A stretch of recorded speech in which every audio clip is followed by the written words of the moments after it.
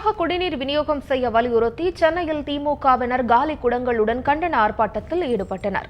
சென்னை சைதாப்பேட்டை பகுதியில் நடைபெற்ற ஆர்ப்பாட்டத்தில் தமிழக அரசை கண்டித்து அவர்கள் முழக்கங்கள் எழுப்பினர். இங்கு கடந்த சில தினங்களாக குடிநீர் விநியோகம் சீராக இல்லை என போராட்டத்தில் ஈடுபட்டவர்கள் குற்றம் சாட்டினர்.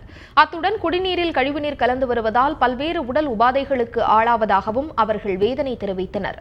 இது தொடர்பாக மாநகராட்சி அதிகாரிகளிடம் பல முறை முறையிட்டும் இதுவரை எவ்வித நடவடிக்கையும் எடுக்கப்படவில்லை என கோரி அப்பகுதிவாசிகள் குடிநீர் தட்டுப்பாட்டை போக்க மாநகராட்சி நிர்வாகம் உடனடியாக நடவடிக்கை எடுக்க வேண்டும் என வலியுறுத்தினர்.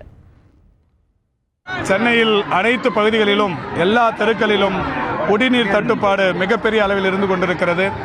இரவு பகல் என்று பாராமல் ஆயிரக்கணக்கான தாய்மார்கள் காலி குடங்களோடு அலைந்து கொண்டிருக்கிற அவல நிலை நிலவிக் கொண்டிருக்கிறது. மேயர் துரைசாமி அவர்களோ எனக்கும் அந்த துறைக்கும் சம்பந்தமில்லை என்று தொடர்ந்து சொல்லிக் கொண்டிருக்கிறார்.